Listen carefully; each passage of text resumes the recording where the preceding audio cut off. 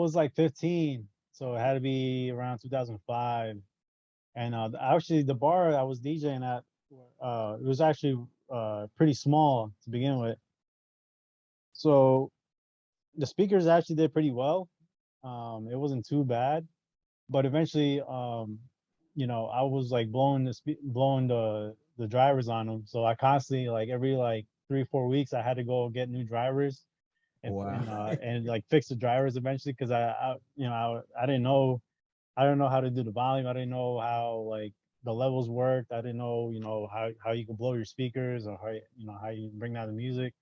At that time, all I wanted was like especially the owners, are like, oh, just bring it up, bring it up, bring it up. That's what Yeah, they bring up the volume, bring up the volume. And then I would just bring it up, not knowing I was messing up the speakers. got Eventually, yeah. you learn that eventually, but nobody tells you that stuff. And of course, when you go to like the stores and stuff like that to get the drivers or speakers, they only tell you because they know if you're gonna blow it again, you're gonna come back and buy more.